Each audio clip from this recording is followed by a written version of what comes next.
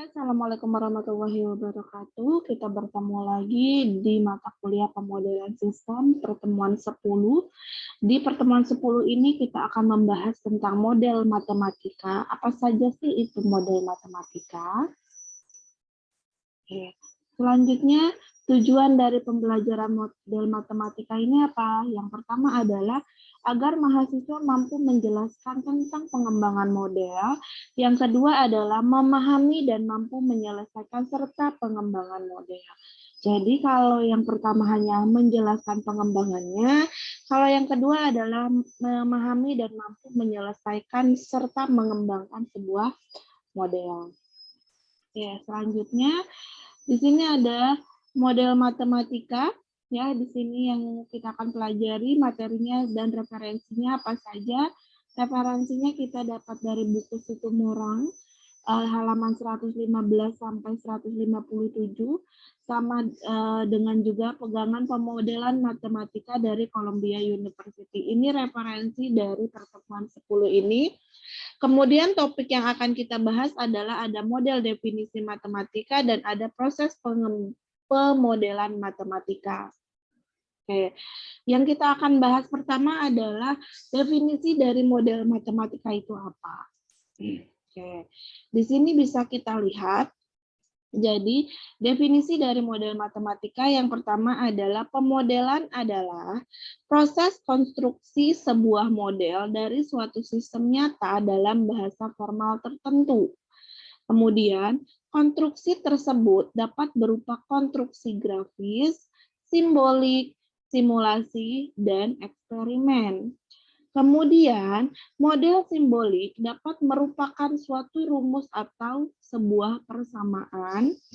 Terus, model simulasi dapat berupa program komputer atau model atau sebuah prototipe dari pesawat untuk mempelajari tekanan udara. Ini contoh model simulasi. Secara sederhana, model matematika dapat didefinisikan sebagai suatu konstruksi matematis yang didesain untuk mempelajari suatu fenomena tertentu di dunia nyata. Nah, ini dari pengertian pemodelan, konstruksi, model simbolik, dan simulasi. Nah, dari pengertian-pengertian di atas dapat disimpulkan bahwa model matematika ini adalah suatu konstruksi matematis, ya. Oke, kemudian ini masih masuk ke model definisi matematika atau definisi model matematika. Ada dua tujuan, tujuan akademik dan tujuan manajerial. Di tujuan akademik yaitu menjelaskan sekumpulan fakta atau realita mencari sebuah konfirmasi. Jadi kalau tujuan akademik itu kita harus mencari sekumpulan realita dulu untuk kita konfirmasi apakah benar atau tidak. Kemudian tujuan manajerial sebagai alat pengambilan keputusan, sebagai proses belajar, sebagai alat komunikasi. Jadi dia kalau tujuan manajerial ini, model matematika ini bisa digunakan sebagai alat pengambilan keputusan, terus sebagai proses belajar, juga sebagai alat komunikasi. Nah, kemudian ada prinsip-prinsip pemodelan matematika. Yang pertama ada valid. Nah, di sini biasanya muncul pertanyaan, apakah prediksi itu sudah valid? Nah, kemudian di sini dijelaskan bahwa identifikasi tes yang dapat dilakukan untuk memvalidasi model, yaitu apakah konsisten dengan prinsip dan asumsinya. Jadi, apakah dari sebuah model itu prinsip sama asumsinya itu sudah valid atau belum? Ini biasanya yang muncul di pertanyaan-pertanyaannya. Kemudian ada verified. Apakah prediksinya sudah bagus, sudah baik? Kemudian di sini identifikasi tes yang dapat dilakukan untuk memverifikasi model, yaitu apakah bermanfaat dalam hal alasan awal model tersebut dilakukan. Nah, jadi alasan awal model tersebut untuk dilakukan itu apa? Apakah sudah bermanfaat? Apakah ada manfaatnya gitu kan dari alasan awal model ini kita buat. Kemudian ada improve, yaitu bisakah kita perbaiki modelnya. Kemudian identifikasi nilai parameter yang tidak cukup diketahui, variabel yang seharusnya sudah disertakan, dan atau asumsi atau batasan yang bisa diangkat. Terapan loop iteratif model valid, verify, improve, sama prediksi. Nah, jadi kalau di improv ini, apakah model yang tadi sudah valid, apakah model yang sudah di-verified bahwa alasannya itu sudah bermanfaat, bisa nggak sih kita perbaiki modelnya ini, atau bisa nggak sih kita kembangkan modelnya ini? Itu prinsip yang ketiga. Kemudian bagaimana model ini akan diuji cobakan? Apakah yang akan kita lakukan dengan model ini? Jadi setelah semuanya kita buat nih dari yang pertama, kedua, dan ketiga, lalu gimana kita cara melakukan si model ini, uji cobanya bagaimana caranya, seperti itu ya. Oke, kita lanjut ke langkah-langkah konstruksi model matematika. Kalau tadi kan sudah ada prinsipnya, sekarang kita masuk ke langkah-langkah konstruksinya. Yang pertama yang kita lakukan adalah merumuskan masalah yang menarik. Jadi rumuskan dulu masalahnya. Kemudian yang kedua adalah identifikasi variabel dan parameter yang berpengaruh. Setelah dirumuskan, diidentifikasi variabel dan parameternya. Lalu yang ketiga, tambahkan asumsi secukupnya jika diperlukan. Jika tidak ada asumsi, jika sudah ada identifikasi variabelnya sudah cukup, tidak ada asumsi juga tidak apa, karena di sini opsional ya. Kemudian yang keempat adalah perumusan model matematika berdasarkan informasi yang tersedia. Kemudian kajian matematis terhadap model, analisis, dan perhitungannya. Jadi kaji dulu nih model, analisis, dan perhitungannya kita kaji dulu. Apakah model yang digunakan itu baik atau tidaknya. Lalu kesimpulan matematis setelah kita analisis, setelah kita perhitungan, lalu simpulkan hasilnya apa. Kemudian interpretasi, terus uji atau bandingkan dengan masalah yang nyata. Jadi kalau misalnya setelah kita menggunakan langkah-langkah model ini, kita uji dan bandingkan. Kalau misalnya masalah nyatanya, kalau misalnya ada masalah yang sama di kehidupan nyata, bisa nggak kita pakai langkah model matematika ini? Lalu jika misalnya ternyata, oh belum bisa nih, masih ada kekurangan, lalu modifikasi model sesuai dengan masalah yang kita hadapi. Oke, selanjutnya ini adalah Henry Pollack. Dia adalah sebuah matematikawan ya. Jadi ini salah satunya yang dia menurut dia yaitu para matematikawan memiliki kebiasaan membagi alam semesta menjadi dua bagian. Ini menurut Henry Pollack. Matematika dan segala sesuatu yang lain yaitu seluruh dunia kadang-kadang disebut dunia nyata.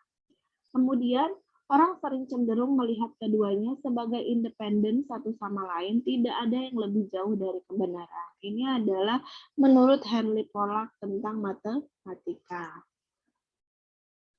Nah, kemudian ini adalah contoh kasus yang pertama yang akan kita gunakan mungkin dengan model matematika nanti penyelesaiannya. Di sini ada, apakah King Kong benar-benar ada? Lalu di sini ada dijelaskan ya, dari pertanyaan ini dijelaskan bahwa tubuh manusia mengandung 206 tulang. Setiap tulang di tubuh Anda dirancang untuk fungsi tertentu. Tulang terpanjang dan terkuat di tubuh Anda adalah tulang kaki, tulang paha, atau tulang paha adalah yang terpanjang dan paling kuat. Hal ini diperlukan untuk menanggung berat dan tekanan gravitasi. Jadi, tulang yang paling panjang dan tulang paling kuat itu adalah tulang kaki dan tulang paha ya. Karena di sini fungsinya untuk menanggung berat dan tekanan gravitasi dari tubuh kita. Kemudian batang tulang berbentuk seperti silinder berongga yang membantu membuatnya menjadi kuat.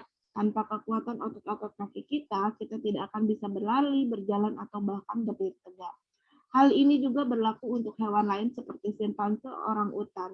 Tetapi bagaimana dengan makhluk fisik seperti King Kong? Jadi selain dari si tulang tadi, kita juga perlu otot supaya bisa berjalan, berlari, dan lain-lain.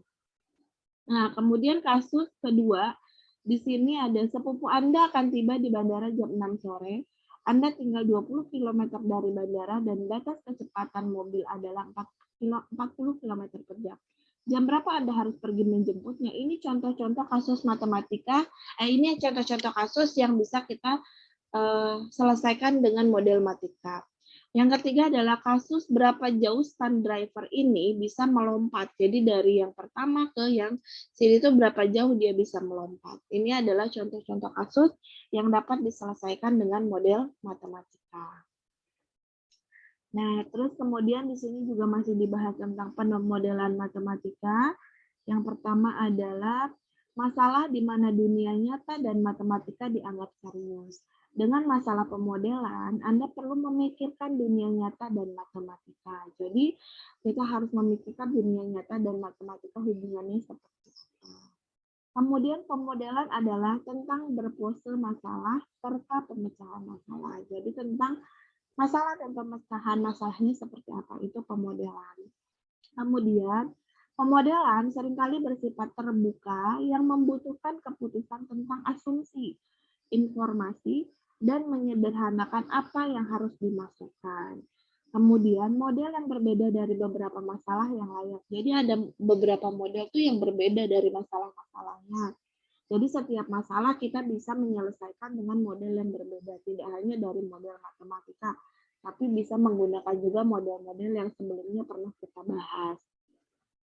Kemudian, solusi untuk masalah pemodelan biasanya menyarankan tindakan atau prediksi. Nah, solusinya dari semua modelan itu biasanya kita disarankan untuk prediksinya seperti apa kalau ada masalah. Jadi kita analisis dulu, kita prediksi dulu, baru nanti akan muncul kesimpulannya. Oke, selanjutnya model matematika di sini juga ada seperti contohnya ya. Di sini ada model matematika adalah triplet SQM, di mana S adalah sistem, Q adalah himpunan pertanyaan, di mana kita juga bisa ada misalnya Q dari 1, Q2 sampai Q, dan seterusnya itu pertanyaan-pertanyaan, banyak pertanyaan yang akan kita gunakan gitu untuk membuat sebuah model yang berkaitan dengan si sistemnya ini. Dan M adalah himpunan pernyataan matematika. M-nya sigma 1, 2, dan seterusnya yang dapat digunakan untuk menjawab dari sebuah Q. Jadi S itu adalah sistemnya, Q adalah pertanyaan yang menyangkut dari sebuah sistem, dan M ini adalah jawaban-jawaban dari pertanyaan.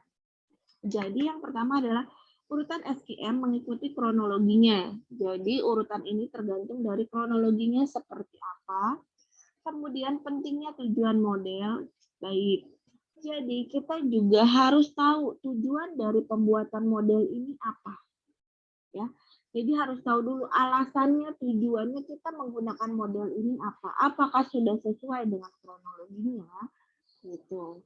Lalu manakah elemen dari SQM yang menjamin A tujuan? Jadi elemen mana yang menjamin dari sistem pertanyaan dan jawaban tadi itu yang menjamin si tujuannya? Jadi kan setelah tadi langkah-langkahnya kan setelah kita rumuskan masalahnya, ada elemen dan ada variabel. Nah, dari elemen dan variabel ini tuh mana yang menjamin tujuan kita ini? Gitu ya. Lalu digambarkan dalam relasi antara input X dan output adalah Y. Sebagai fungsi dari Y sama dengan Fx, di mana Y adalah variabel dependent dan X adalah variabel independen. Lalu, si tim orang juga menggambarkan variabel dependent itu yaitu variabel bebas, parameter fungsi, dan pemaksanya. Nah, ini adalah rumusan dari model matematika. Jika ingin menggunakan model matematika, jadi harus tahu dulu nih, apa sih namanya rumusannya seperti apa atau urutan rumusannya seperti apa. Selanjutnya analisis matematika. Di sini yang diperlukan, yang dibutuhkan dalam analisis matematika adalah hubungan dari model dan masalahnya apa, fungsi. Jadi fungsi dari si model ini apa? Fungsi dari kita menggunakan model ini apa? Fungsi kita menggunakan model ini dalam menyelesaikan masalah itu apa? Lalu variabel konstansa dan parameter. Jadi kita tentukan dulu variabelnya, konstansanya, parameternya apa. Lalu sudah itu kita himpun juga. Kemudian ada pernyataan, aksioma, dalil, postulat, presumsi, dan asumsi. Jadi asumsi-asumsi yang tadi sudah kita kumpulkan apa. Kemudian buat sistemnya, dan setelah ada sistemnya lalu masuk ke modelnya. Ini adalah analisisnya. Oke, kemudian kita bahas yang kedua adalah proses pemodelan matematika. Kalau tadi masih masuk ke definisi, sekarang kita masuk ke proses pemodelannya. Model matematika. Dengan cara yang sama, model matematika mengambil situasi dunia nyata dan menangkap beberapa, tetapi mungkin tidak semua karakternya. Nah, ini adalah situasi atau misalnya siklus dari model matematika. Kita bisa ambil dari sini. Dunia nyata memberi kita situasi. Jadi situasinya apa nih masalahnya? Kemudian kami membangun matematis model. Bangun dulu model matematisnya dengan tadi langkah-langkahnya yang ada. Kemudian kami menggunakan matematika untuk mempelajari model. Nah, jadi matematika ini untuk mempelajari model dari situasi yang sudah diberikan tadi dari dunia nyata. Kemudian kami menggambarkan kesimpulan tentang yang sebenarnya di dunia itu di dunia model. Jadi dari situasi ini kita buat model, kesimpulannya tentang sebenarnya di model itu seperti apa. Kalau misalnya kita sudah ada situasi-situasinya, kalau kita menggunakan model, kesimpulannya dengan menggunakan model ini ternyata seperti A, atau seperti B, atau seperti C. Sesuai nggak sih dengan nanti seandainya kalau misalnya kita menyelesaikan tanpa model, gitu ya. Oke, kemudian, nah ini masih sama, Henry Pollack juga dia mengatakan atau menurut dia, pemodelan matematika dimulai di dunia nyata yang belum diedit, membutuhkan perumusan masalah sebelum pemecahan masalah dan setelah masalah diselesaikan. Bergerak kembali ke dunia nyata di mana hasilnya dipertimbangkan dalam konteks aslinya. Nah, ini adalah menurut si Henry Pollack. Jadi sebenarnya pemodelan matematika ini kita lihat nih dari dunia nyata yang sudah kita lihat dunia nyata nih, misalnya ada masalah apa, lalu kita rumuskan masalahnya, setelah itu kita pecahkan masalahnya dan masalah selesai. Kemudian setelah menggunakan pemodelan ini kita bergerak nih, kita pakai dengan model ini, apakah hasilnya bisa kita gunakan gitu di dunia nyata ini dengan model yang sudah kita buat, seperti itu. Kemudian, apakah hasilnya praktis? Jawabannya masuk akal, konsekuensinya dapat diterima. Jika demikian, bagus. Jika tidak, lihat kembali pilihan yang dibuat di awal dan coba lagi seluruh proses ini yang disebut pemodelan matematika. Nah, seperti tadi. Jadi kalau sudah disimpulkan, sudah selesai kita menggunakan modelnya, terus sudah kita jalankan di kehidupan nyata, hasilnya gimana? Kalau hasilnya masuk akal, konsekuensi dapat diterima, berarti bisa nih menggunakan model ini. Tapi kalau misalnya masih, ternyata ada yang kurang, ya udah lakukan lagi prosesnya. Berarti misalnya apakah ada salah prediksi atau apakah ada salah pengumpulan dari variabel dan elemennya. Nah, itu kita analisa lagi sampai hasilnya adalah bisa diterima dan masuk akal di kehidupan nyata, gitu ya. Ini menurut si Henry Pollack. Ini sama ya tadi yang model matematika tadi. Kita balik. Ya. Nah, kemudian di sini ada model matematika juga bisa digambarkan seperti ini. Ada real world, yang ini adalah situasi dan kondisinya di dunia nyata nih.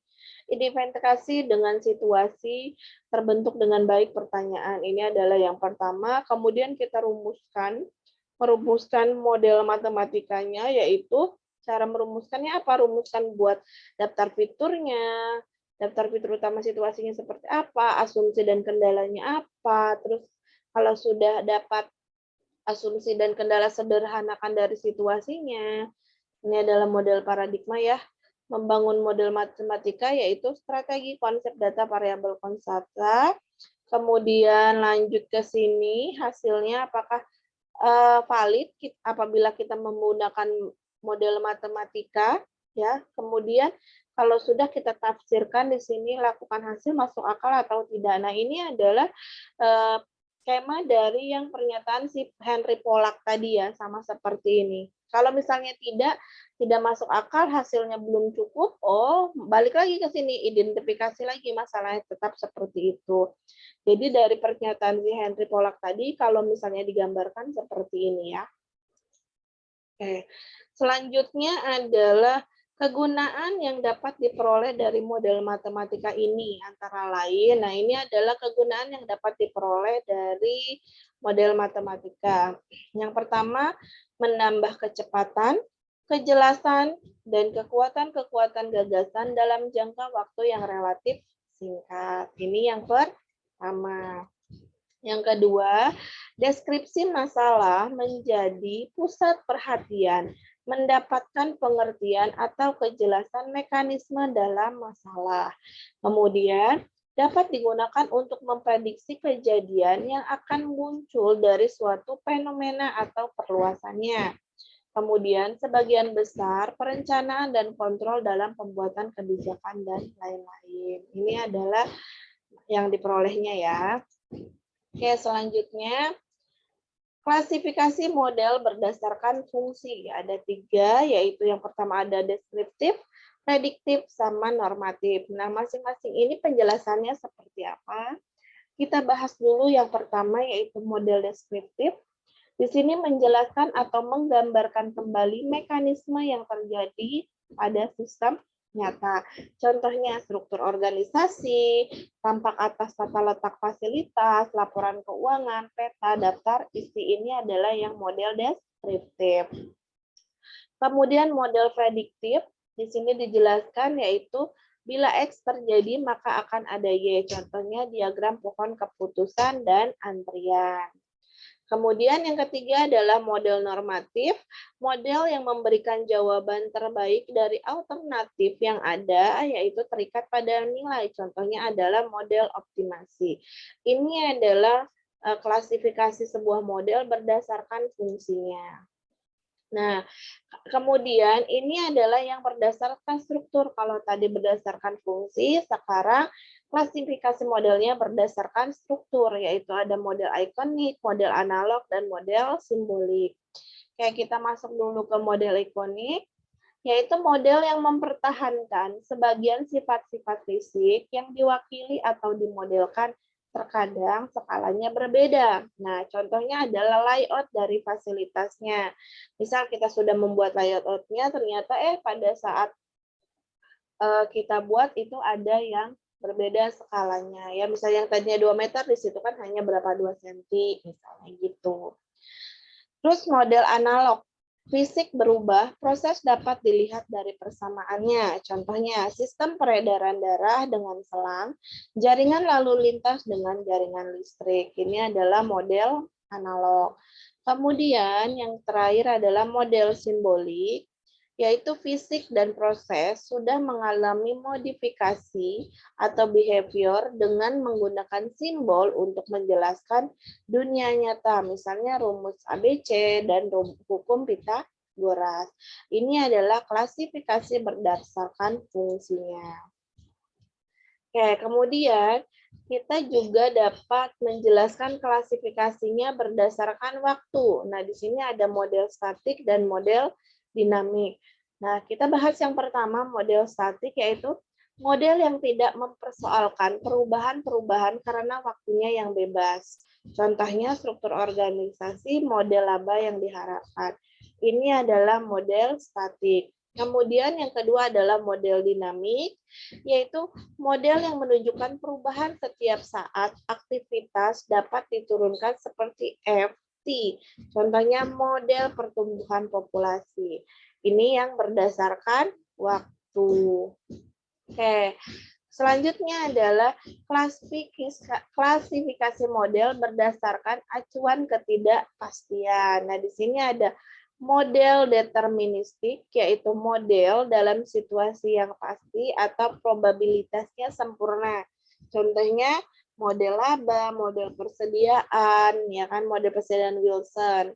Yang kedua adalah model probabilistik, yaitu model yang mencakup distribusi probabilitas untuk input atau proses, yaitu pada situasi probabilistik. Contohnya diagram pohon keputusan, peta kendali, mutu.